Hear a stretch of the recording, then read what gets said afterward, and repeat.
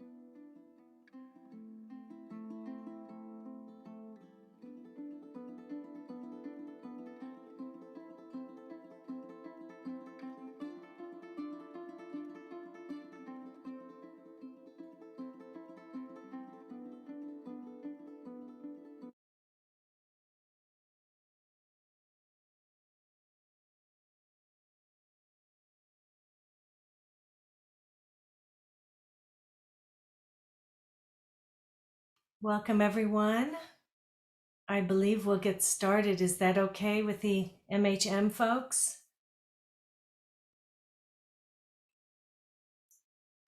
Thank you. Okay.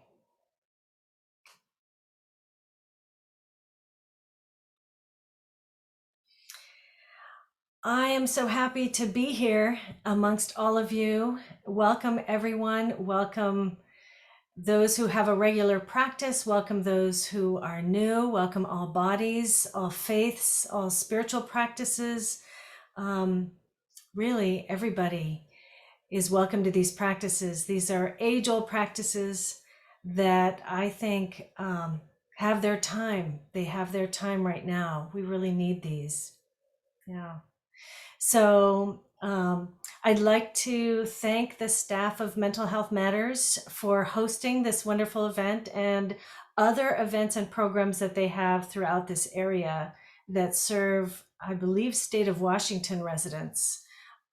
People living in the state of Washington is my understanding. So thanks to them for hosting. And I'm Vicki Breckwich Vasquez, pronouns she, her. I'm in the Seattle, Washington area, home of the Duwamish and Suquamish and coastal Salish people that have stewarded this land for many, many generations and continue to do so. I feel lucky that I am on this land being able to come to you on this virtual platform and join you in your spaces. So I'd love to know where you're joining us from. If you could add that to chat, because we'd like to get a sense of where people are coming from and also what drew you to this mindfulness practice. That's going to be very important as we move forward with this series. As I said, this is a 4-part series. I'm going to show a few slides here that I've prepared that will give you a sense of what we're looking at here. So this is our introduction to mindfulness session 1. This session, we're going to be focused on practice. We are going to learn a couple of meditation practices because these sessions, we really want them to be guided and really sit in the strength of a practice. And doing meditation is much better than talking about it. But I know that there are those who want to kind of know a little bit more about what it is. And so we do have, I will have shared a talk with you after one of our meditation practices so that you can learn a little bit more about it. And ultimately, how to develop a daily practice. That is really important to a lot of people. What I'm gathering from what I see in chat is that really the need for some calm, the need for connection, the need for building a new habit in your lives, as well as peace, peace and relaxation also. So I'm hearing a lot of needs as well. And I can get into what mindfulness is and what it isn't. So that's going to be really important for us to kind of have a common understanding going in. And then the other 3 sessions are going to be focused on mindfulness of the body and mindfulness of your emotions and feelings, because we have a real tendency to get our emotions are kind of sometimes ahead of us, right? We're kind of catching up. Oh no, I said something. So, and then finally, we're ending really with self-forgiveness and self-compassion, a really important set of practices that have really us at the center of them, and really have us in a form of like, well, what if this doesn't go perfectly? What if a daily practice is your intention but it doesn't happen? So how do we forgive ourselves for that? How do we have self-love and forgiveness and connection with ourselves that's deeper than just doing something or not doing something? So that's what we'll end with. And there's a little bit of joy in that last session too. So um, it's all good. It's all good. So I'm seeing some more things in chat. Thanks for doing that, everybody. Um, I do want to honor the roots of these teachings. The roots of these teachings really are in practices from Buddhist traditions that and other traditions from South, Central, and East Asia, and they've been accepted and have traveled and traversed worldwide in various forms and in various ways. I've connected to those traditions through the Tibetan Buddhist practices, the Zen Buddhist practices, and now the Vipassana, which are the center for my practice. And you'll learn a little bit about that as we move forward with it. So the focus really is here on these 4 sessions to focus on how do we connect with those? What are the commonalities that exist within those teachings? And to try something on, that's the essence of mindfulness, is to say yes to, okay, yes, this too, let me grapple with this. Let's kind of visit it, see what it's about. And ultimately these practices are for trying on. They aren't about sort of talking about them in the abstract. We are going to practice them, and hopefully you'll have a practice developed by the end of these 4 sessions that you can turn to. So yeah, that's what I wanted to say a little bit about that with regard to practice, is that we will have some time in each session to hear how your practices are going, what you're discovering about them, what are the challenges. We hear a lot about that. People imagine it's hard to sit really still and kind of keep tight and alert and awake and all these instructions. So we will sort of unravel some of those trouble spots and be able to help each other with this. These practices are also grounded in centering the community, in centering all of us to form what's called a strong sangha, a strong group of like-minded people who are also pursuing the same path of understanding, of deepening, and of connecting. So hopefully we'll all be able to feel that same connection. That's my intention. Let's see what bears out. But before I get too much into logistics or anything like that, I'd like for us to practice a grounding practice now. So please find yourself a comfortable way of being. And that could be sitting, it could be standing up or lying down. All I ask is that whatever that position is that you are able to remain alert and awake at the same time that you're practicing this. So if you're getting into a comfortable position, that's good. Now, this is a grounding practice. So before we close eyes or there's any expectations of that, we want to create some safety, right? We want to be able to look around the room. Make sure you know what container you're in. So that could be a space that you're sharing or a room that you're doing this in. And just making sure that you look around, you notice any colors, any particular parts of your environment. Notice the floor beneath you. Just really feeling like you're in this space. And as you feel comfortable, I invite you to please close your eyes if that's available to you, or you can cast your eyes downward towards the floor in front of you.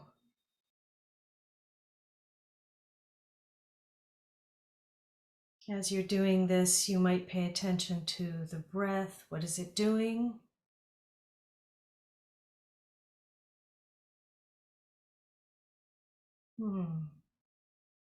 Observing this breath. Now we're going to start at the top of our heads and go down to our feet and Try to see if there are any spots as you move from the crown of the head to the eyes and softening the eyes, perhaps letting go a little. Any tension in your jaw or shoulders where you might keep some tension throughout the day. On down through your arms to your hands, letting them fall, making them light.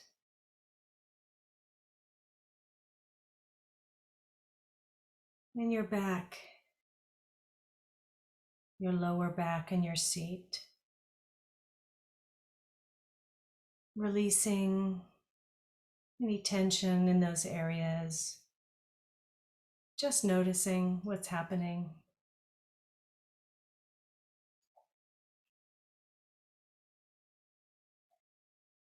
And in the legs, your lower legs, calves. Notice any tension or any tightness holding. If it feels comfortable, you can release. And your feet, where they're touching the floor, what surface is under their feet.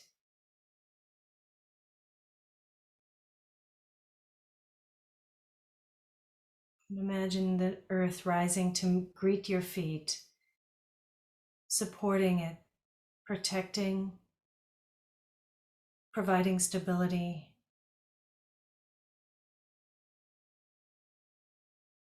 And your feet in turn moving down into the earth, helping you ground your body and the stability of this beautiful earth, our Mother Earth for Earth Week.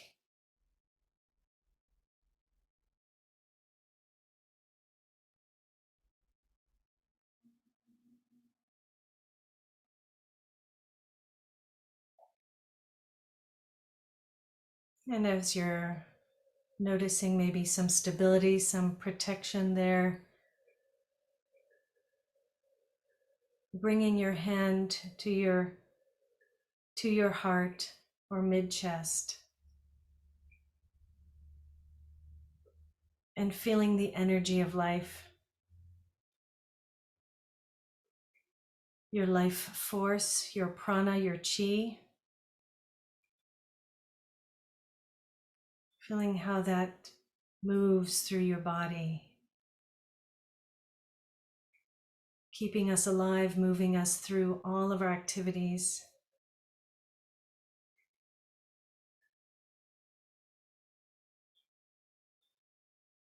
Now imagine that life force expanding beyond the body slightly.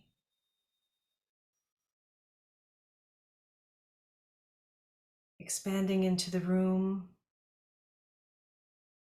bit by bit.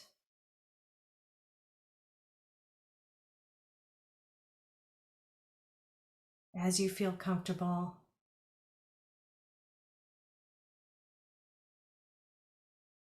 Continuing to breathe, feeling the sensations in your body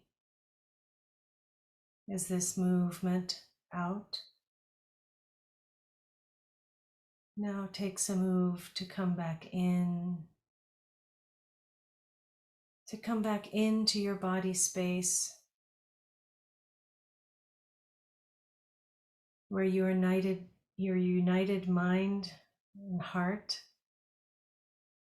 and body, where you arrive, where we arrive, where we can arrive in presence. We arrive together.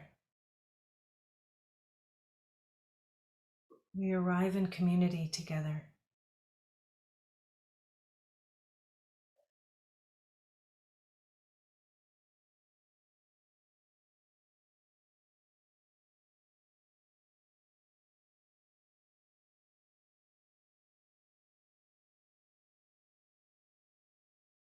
Notice your breath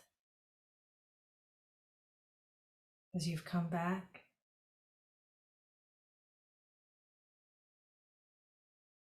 And in just a minute, we'll come back to our virtual platform, but there is no rush to begin to learn about mindfulness. We can start moving our fingers and our toes slightly, slowly, in one big deep breath.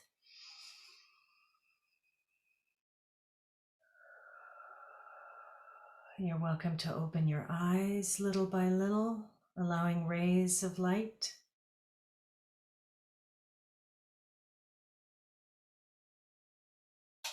Slowly in. Back in presence, right here, right now.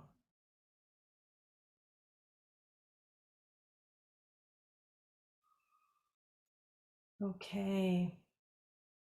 So that was an example of a grounding meditation. You are welcome to always do that in a situation where you might feel a little bit windy, a little bit like you don't know whether you're coming or going, things are moving fast.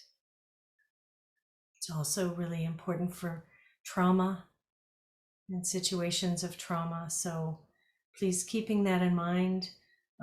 That is a very specific and common practice for a lot of us. We need to feel that grounding. So regarding logistics for a moment, and then I'd love for folks to get to know each other or to share in some way their connection to this practice. What we will do in a moment there is create some breakout groups of just 2 people. So for safety's sake and because of time, we'd love to get to have to know each other. And in the meantime, with regard to cameras, you're welcome to have them on. I love to see faces, but this is a place of comfort and safety, and we want to build that container together. So you're welcome to have them off or on, whatever is your preference. All is good. And because we would like that container of stillness and quiet, that accessibility for mindfulness comes so much easier when you do have some quiet, just making sure that you're muted when you mean to be muted and you're keeping watch of some of that during the course of this. Also making sure that you have some hydration, some water or tea nearby. Meditation is actually, and I learned this actually, pretty tough practice for some bodies. So please, treat yourself to some water. Keep note about your hydration, and then also, because for several of these classes we will have some reflection time. You're welcome to a piece of paper and a pen or something like this, or a journal, to note some of your reflections on how some of this made you feel. Were some things difficult? Noting some questions that you have. And also, because we are recording these sessions, I believe you might be sent the link and we can review. You're welcome to review these sessions over if you'd like to re-practice some of what you've learned. Okay, so let me find those. I'll find the chat here just to get a sense of where people are at with their practice and what they're saying. What I was hoping to do, and I don't know if Jody, you might be able to help with this, is setting up breakout groups for pairs, just dyads. And then the focus of those breakout groups will be what drew you to this mindfulness meditation course. So I'll add that in here.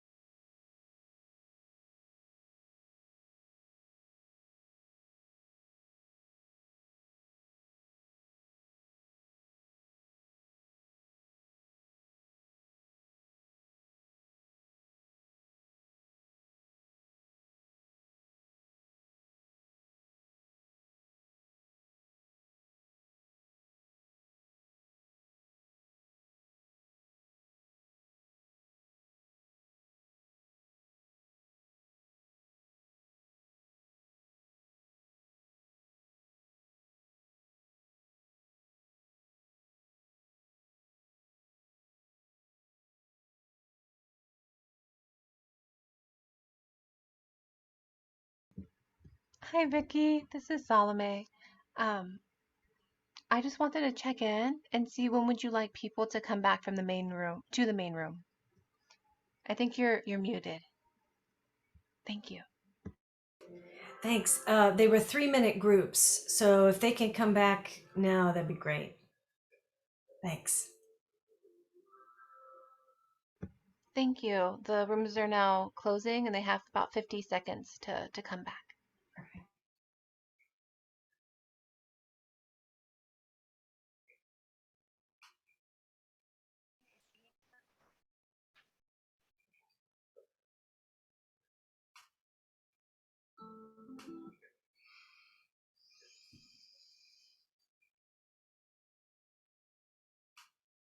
Welcome back. Folks are starting to come back.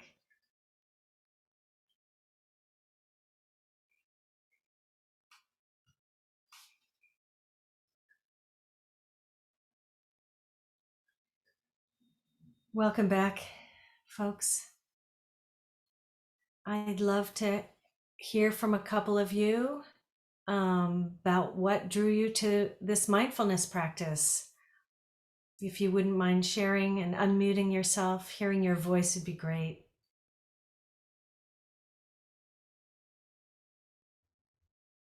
Sure, I'll start. My name is Bunny, and I have never meditated or anything like that before, but I'm really interested in seeing if it's something that fits me and works for me. So I think this workshop was the perfect opportunity, especially it being multiple sessions. So being able to really take multiple sessions to see if it's something that fits for me. Thank you. Thank you, Bunny. I hope it is. Thank you. Would anyone else like to share?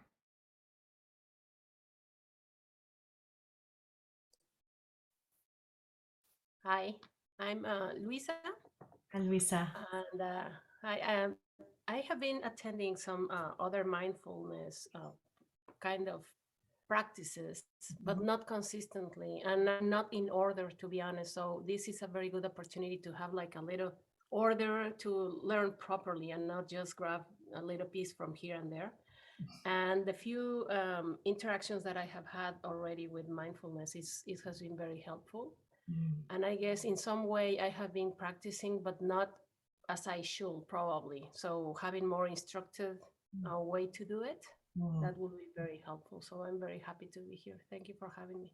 Thank you, Luisa. Thank you, everybody, for having that conversation and sharing with each other your interests, what drew you to this space, because that sharing in community, what brings you together, what makes you connect maybe with other people also on this path, is one of those things that is said to strengthen the practice. I'll tell you a little bit about my mindfulness journey in a minute here, but just to note that uh, we live in a very individualistic mainstream culture is very individualistic, and this kind of culture is difficult to create. These kinds of collective based mindfulness is very difficult to kind of take hold. So unless that collective is really around you, so I'm hoping these efforts to connect a little bit through these 4 sessions is going to be beneficial. So I'll tell you a little bit about my mindfulness journey. It was when back when I was in college, my father at 59 died. And yes, very sad, and before his time, of course. I had been planning to go back home to take care of him, but I was just trying to finish some last minute um, classes and finals for my classes. And of course, things just took a turn. And, they say that it's that pain and suffering that kind of brings you to your knees, but teaches you the most about yourself. It was absolutely one of those occasions. and I was having some out of body experiences and some huge amounts of rage and blame towards my family. My father and I had been estranged for many years, and he wasn't really in my life. But for the last few years of his life, he had really connected with me, and we were really, really very close friends, more so than anything else. And my supervisor at the time, I was working part time at a college where I was taking these pre-med classes, and my supervisor at the time would see me in her office, and I would just break down, and she made it okay. She just understood that needed to happen, and it really helped me resource. She helped me find both support, connections with others, but also resourcing in myself. What is drawing on my strengths, drawing on what I needed at that moment. She also gave me the book by Pema Chodron, When Things Fall Apart. Some of you might know that book well. I'm sure it's helped a bunch for a lot of us. And I can put that in chat in a moment here, but so there's many resources out there. From there, this supervisor of mine gave me a retreat pass of hers that she was going to take. She had me sign up instead, and it was at a Zen center outside San Francisco for 3 days. And that's where I really deepened it for those 3 days. It really helped me understand what is possible in that stillness. What's possible when you can confront your deepest fears, but also your greatest happiness, which is generated within, right? So after that, I found my local Zen center and started practicing for a few years. I moved up here and found the Tibetan Center in Greenwood in Seattle area. And then finally, I've moved over to Vipassana meditation. These are all different types of lineages of Buddhism that generally use the same teachings, but have a different sort of method to them sometimes. And so just to let you know, I'm ancestrally Andean from the mountains, but my family is all Catholic, and I was born and raised Catholic.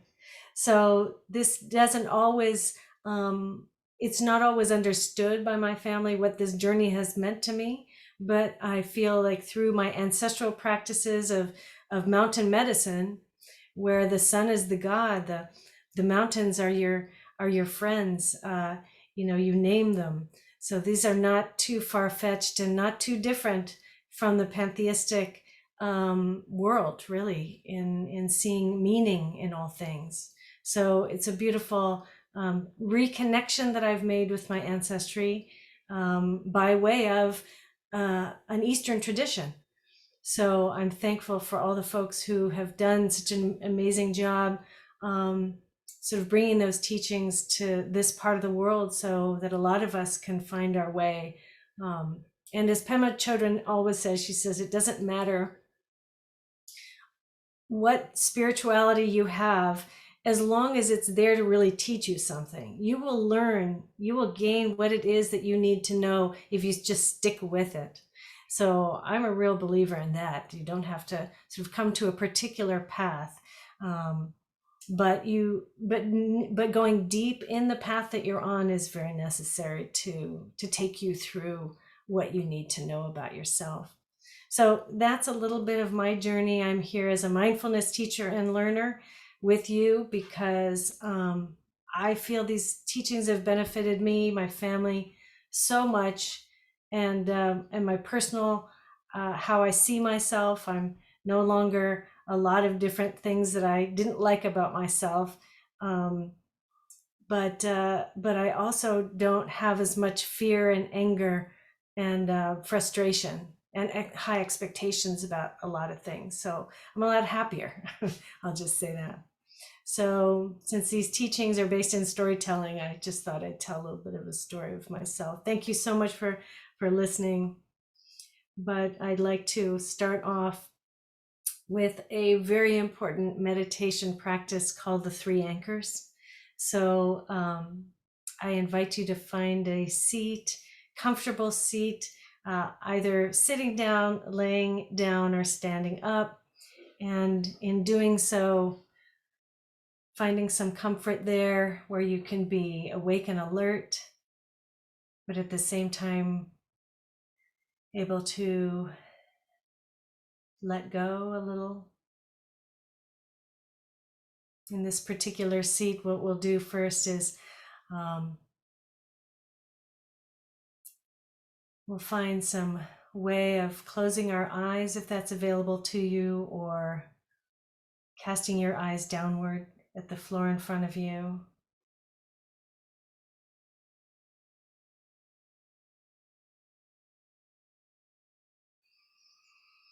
I invite you to take 3 full breaths.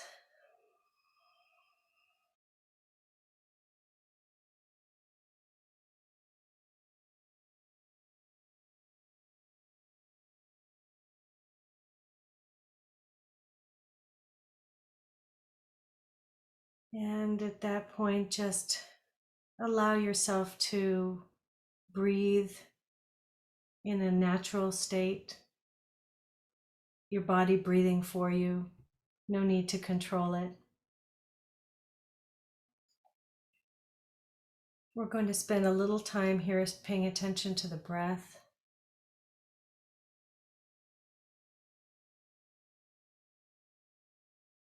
As you breathe in, feeling your chest rise. As you exhale, feeling the chest fall. Breathing in, the belly rises. Breathing out, the belly falls.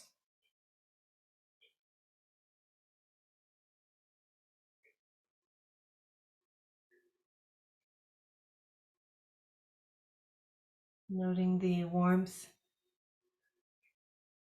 of the air as it touches your upper lip when you exhale.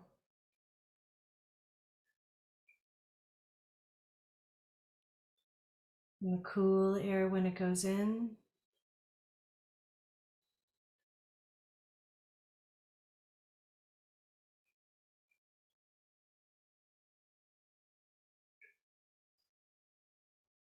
As you're breathing, understanding that you are breathing the air that others have breathed, and that you are exhaling the air that others will inhale. We are connected in this way.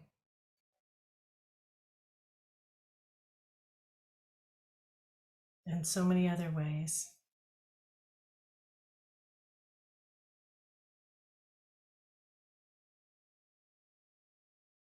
As you are breathing here naturally, you might find yourself in the middle of a thought or have a memory of something or a thought that you might do something. What I ask you to do is to greet that thought as you would a guest in your home, and then allow that thought to leave and come back to the breath.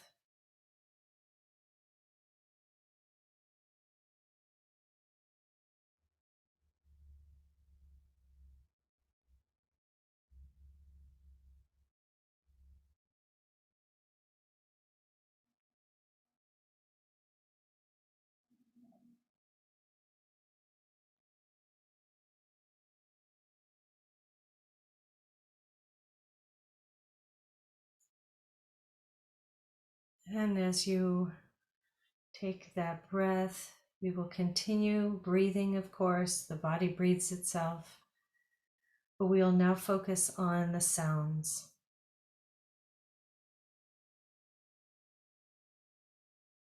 to focus attention on sounds that might be happening in the room you're in, outside, or in your own body.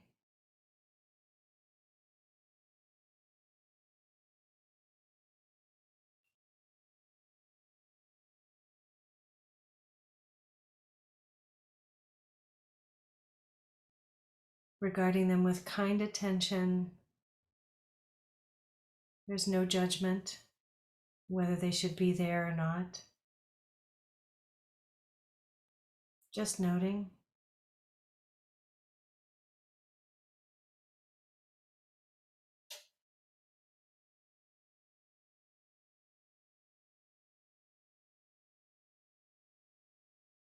And now we will move from the anchors of the breath and the sounds to our body sensations.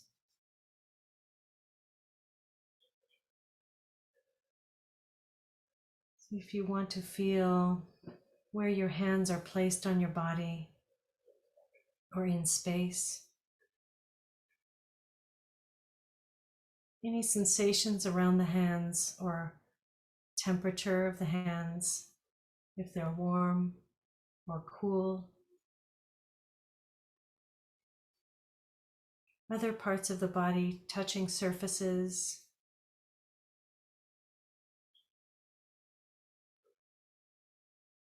Feeling that pressure.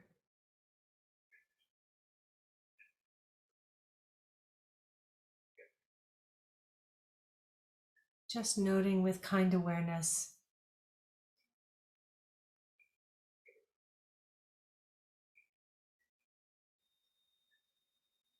Any pain or vibration or stillness.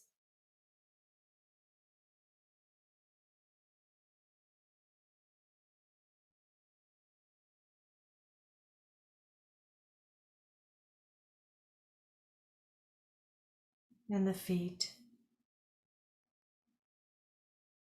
The connection between the feet and the earth.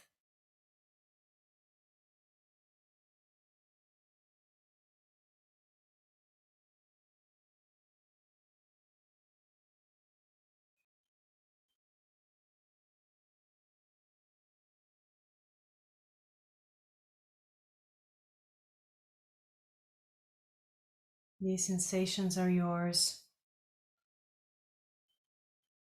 They belong.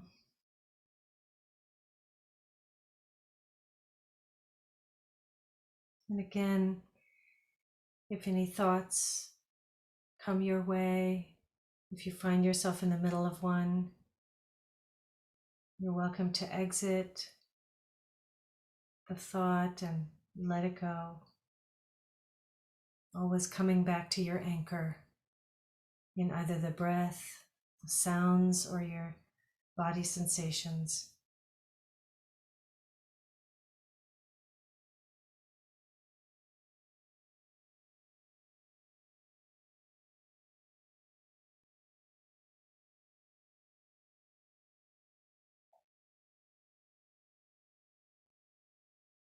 What matters as you come back again and again.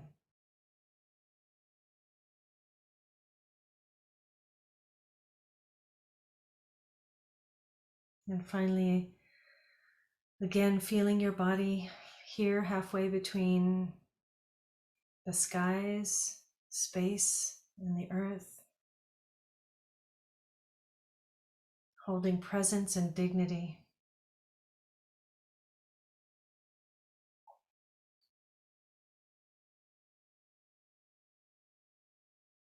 Realizing that you can experience everything with kind attention.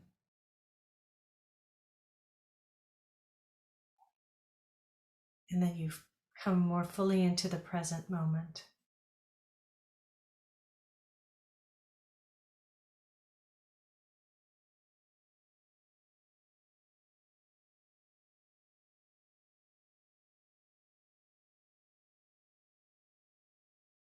I will ring a bell in a few moments.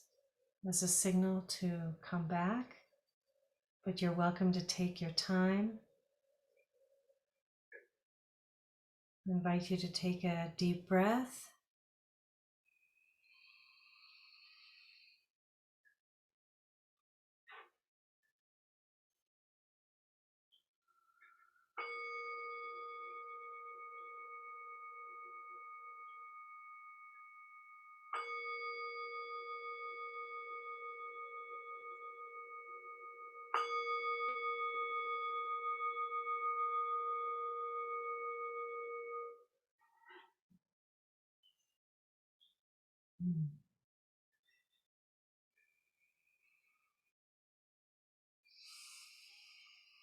As you come back little by little, you relaxed and opened your senses. As you were doing that, you were opening to the world. You were opening to each other. As much as this is a very personal experience, it's also a communal experience and benefits your connection with others.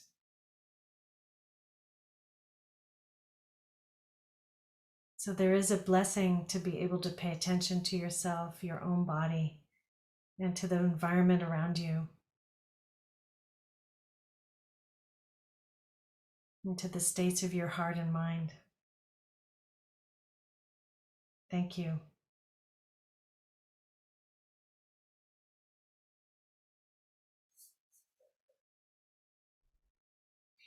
So I want to just do a short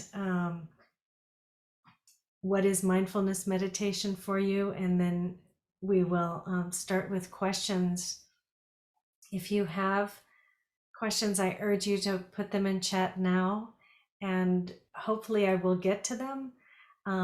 But if not, because we have 4 sessions, I'd like to take questions and grapple with them from session to session and offer you some answers from session to session, and also in a Google Doc that I've put together with all these resources that I will refer to in this talk, and with the music and other things that you've heard here. So please gather your questions together, and as I'm speaking, I'll try to stop in just a few minutes so that we can answer some questions and go to the end of our hour. So people are increasingly joining meditation sessions like this. And I think, like myself, there is an interest in what they can offer, right? What they can offer to the highly productive and moving and fast world that we're in. People are searching for some healing, some connection, some freedom. So I will share my screen for some slides to help with this.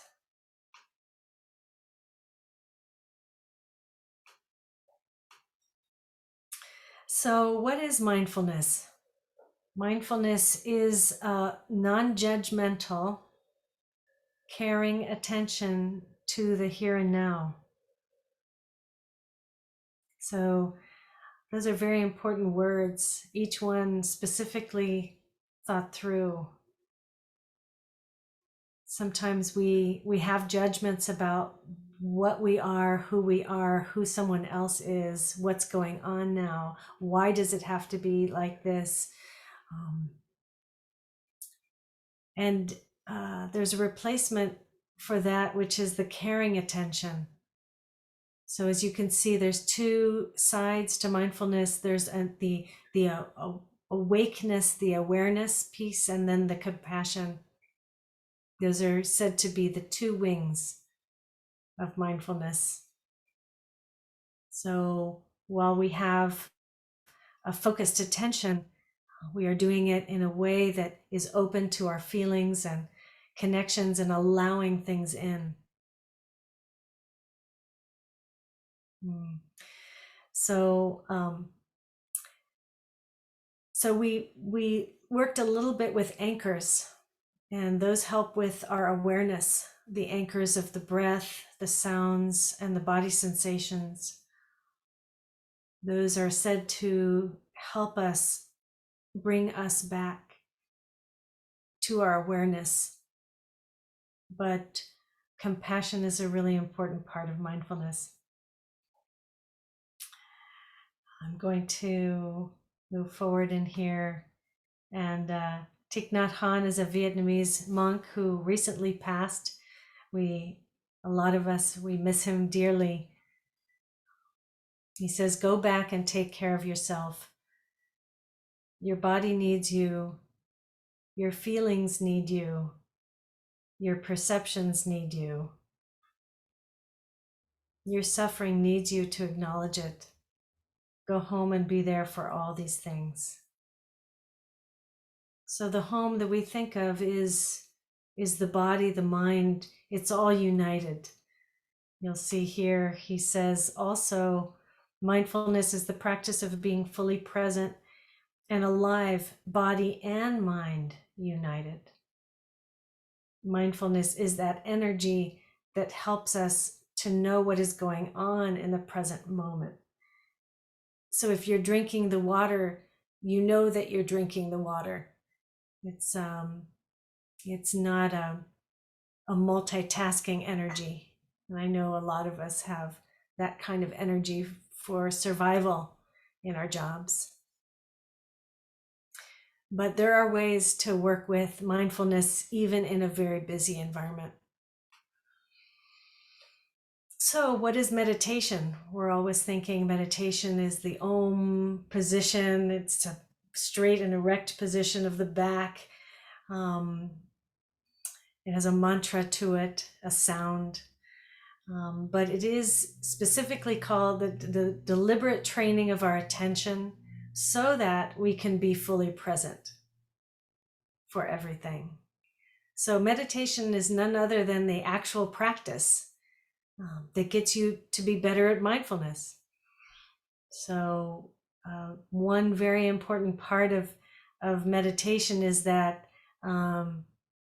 to help to make it something that you can bring mindfulness into your body and into your general way of being in the world.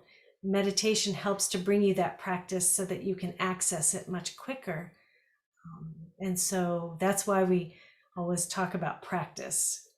How much are you practicing? Making sure it's as much, if it can be a daily practice, that's ideal.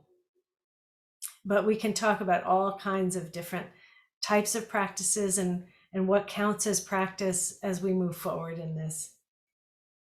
And I'm sure you've heard about so many benefits of mindfulness. There have been 8,000 plus research papers about the benefits of mindfulness that are in all these different areas, anxiety and reducing depression, allowing physical healing, allowing more control and agency over what you do and decide to do. And recently in 2021, there was a large meta-analysis, a large study that was global, 42 nations involved, and a fair amount of programs that were evaluated to find that mindfulness meditation was among those that had the greatest improvement for a person's mental well-being. So we have some information about how it can be helpful to us, and more than anything you might gain, which is, so one of those quotes I had at the very beginning to start the class, more than something you might gain, it might be more the things that you start losing, the feelings of anxiety, the anger, the frustration, the expectations. Those are the things that people find a greater peace because they start losing those kinds of things that keep them from moving forward and being the selves they want to be. So I don't know how many of you have seen this. It's fun. We're on the same walk, but we're definitely not on the same walk with our dogs. I have 2 dogs now, and I'm always thoughtful about where they are at and where I'm at. And it brings to mind that, is your mind full or are you being mindful? And this is a really fun, this person has their incense, a perfect lotus position, perfect mat, but look at what's happening in their mind.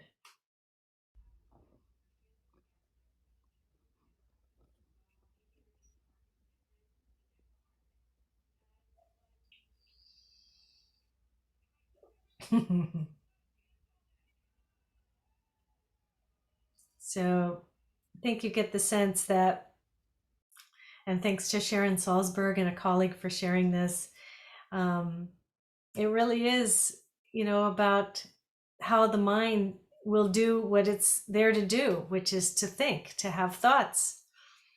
That is natural. So how we approach those thoughts and what we do with those thoughts, there's a lot of skill involved with that. But we had some instruction in our meditation today about greeting those thoughts and letting them go, as opposed to stopping them or putting them away, or saying, no, you're not welcome. It's as Rumi has in his poetry about the guest house. And thoughts are that guest. Welcome them in, offer them tea, but they're not staying long. They're leaving.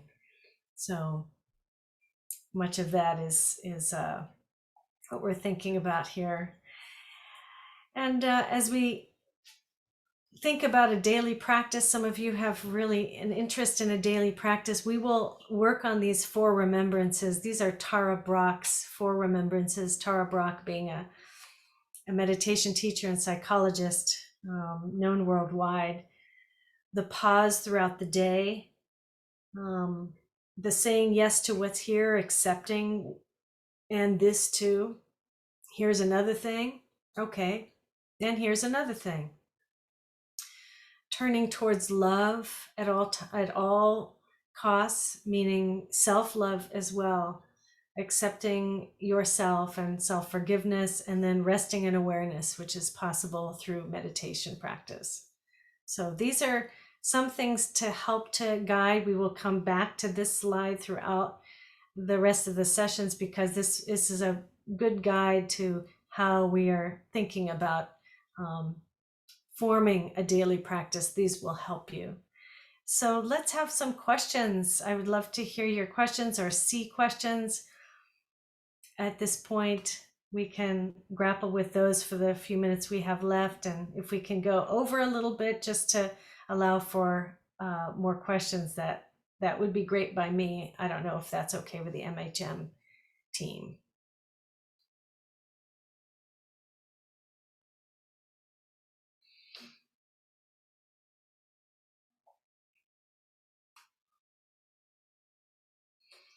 So, do we have any questions in chat yet? I don't see anything, and I don't have a question, Vicky, but I think that you just said something that changed my whole perspective, that the multitasking has been so rewarded in this culture for me that I couldn't figure out why it was so hard for me to be fully present. And I think that I just learned tonight that for me to be fully present, I cannot be doing 5 things at once or trying to do 5 things at once. So it sounds to me like mindfulness is just the thing you're doing is the thing you're doing, whatever it is, not brushing your teeth, plucking your eyebrows, and trying to, which is kind of what we're taught to do. And I don't think I've ever heard it put quite that way. Thank you for that, Sandra. Absolutely. I bet there's a lot of feeling in the room of like, well, how am I going to get things done? Right. That becomes the challenge. But I've even heard, so if we know multitasking doesn't work. There's a lot of evidence now that have studied that people actually spend more time trying to get back to being clear about the first task before they added the third or fourth task, that they end up kind of going back and wasting some time just to become more clear about what they were doing. So that's one thing to think about.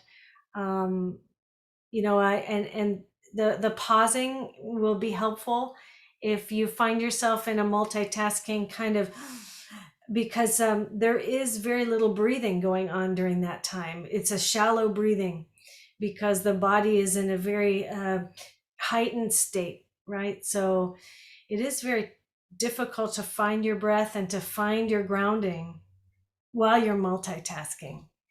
I'm sure there are lots of different, maybe for the collective wisdom in the room might have some suggestions for what other people have done. I know for myself, I tend to, it is tough having the phone and the computer. The phone and the computer, one goes between the two because sometimes you're being texted some things that you need to respond to on here. So I know that is an expectation these days. That is my challenge, but trying to do one thing at a time. But oftentimes we're spinning with our thoughts at the same time we're doing something, and that is multitasking. And 90% of our thoughts are the exact same thoughts that we just had. So we're not actually having any different thoughts. We're just, what do they call that, ruminating. Same thing. So that's not very helpful. And there are some people who actually make time. I'm going to, do some of my thinking during this period of time. And I'm going to write it down and collect it, reflect it, collect it, write it down so you actually have a record of it. And you can keep track of the thoughts that are not doing you any good. But there's lots of skill about thought management, and we can get into that. There's a very good book that it's called Think Again by Adam Grant. Mm-hmm. And when I read that, it was very eye-opening because we're used, as Sandra said, we're used to be admired or congratulated because you can do several things at the same time. And we all try to achieve that, but it's, as a human nature, that's not how we are built to, because this is kind of a new thing, right? So, and it's a very Western way of doing things, right? So we are always like in a rush and we want everything fast. And I notice with my kids, for example, nowadays they're used to see little videos of seconds, right, in their phones. And sometimes when we try to watch a movie, they get like anxious. They want like things like, okay, and when I start talking with them, okay, straight to the point, like send me a TikTok, mom, or something like that. They want things like go fast, and that's something that worries me because it's like, calm down, wait. I mean, I'm getting to the point. No, yeah, but, and I say, yeah, I know, because you're scrolling and you want to scroll me right away, but it's not like that. And I feel like we need to slow down, and that's something that mindfulness will bring to us, and we need to encourage particularly young generations to do that. I tell my Well, kids, yeah. learn to be with yourself, set your phone aside at least for 5 minutes. And it's so hard for them, honestly. They are like anxious, just grabbing the phone the first thing in the morning, grabbing the phone, last thing at night is grabbing the phone. So it's yeah, we need to have a little peace in our minds. There's so many strategies, from digital detox, setting days where you go camping and don't have any access to something, just to allow more of that creative energy. Also, yes, understanding that pull to get to the point, pull to be very fast. We will have a session, I believe it's mindfulness of the body. It's coming next week. That's going to focus a lot more on slowness versus fast, and we kind of compare the two, and kind of work on the body's own energy, and it'll have its own energy. Sometimes it'll be fast, sometimes slow, taking stock of that energy throughout the day. Yeah, it's funny how we humans, as we evolve, we have this new addiction, right? Addiction to cell phones, to social media, addiction to likes, and addiction to, it's a very way different way of be facing things nowadays. Thank you, Luisa. We have a couple of questions in chat. I have one from Jody here. Can you talk about mantras? What are they? Should we have one in our practice?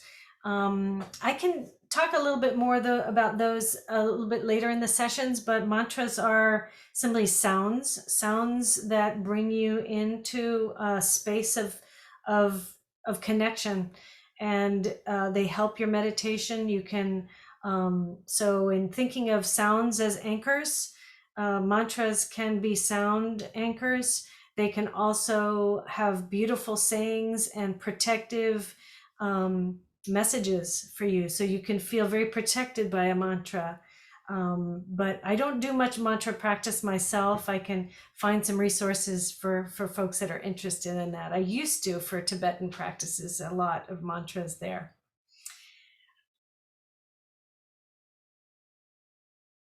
And Bunny said, I have to actively resist multitasking during this workshop. I know it's all around. What do you have going, at 8:05? There's so many next steps to prepare for. But as part of our 4-week commitment, hopefully we can get into a group commitment to just slow things down and see how that goes. Do we survive? Do our jobs survive if we just slow down and start focusing on one thing and know that what we're doing is a really important part of our well-being, of our mental well-being and our stability? There's another question here. Do you ever practice using different patterns of breathing? Would love to learn more, and that's by Paige. I would love to learn more about embodied practices, whether through attention to the breath or other anchors to recenter in just a few minutes throughout the day. We can look at different patterns of breathing throughout the next few sessions here. There's different pranayamas, as they're called, lots of different types of breathing practice. During in type of meditation that I do, we focus mostly on on some pranayamas, but breathing practices, but pretty typically sort of the combination of thought analysis and insight into the thoughts that are bombarding us. A lot of our work in insight meditation is to gain insight as to what it is you're thinking, what it is the brain is doing, and what that's teaching you about yourself, and really who you are at the center of yourself. And the content of your thoughts is much more present in Vipassana or insight meditation than in other types of meditation. But I know there's a lot of focus on breathing practices. There is a workshop coming up by, I believe it's at Insight Meditation Center, on multiple different breathing practices and what has been studied there. So that's online for 3 months intensive on that. If you're interested, I can share that resource.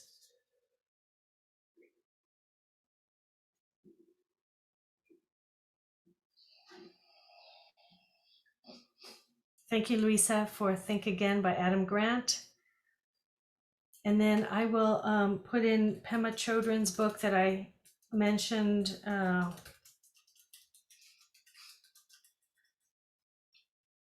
Pema Chodron is a Buddhist nun and meditation teacher for many years. Well, thank you so much. I think that's the end of our questions. If there are any questions lingering or anything, I don't know if they can be, you can write the folks at MHM with Salome, and possibly she can forward those questions to me. So I appreciate all of your energy and your focus on being here in this kind of really productive and fast world, to take some time for yourself and for us to discover together our collective well-being. Thank you, everybody. And I look forward to seeing you all next week at this time, 7 to 8 o'clock next Thursday. Thanks, everybody.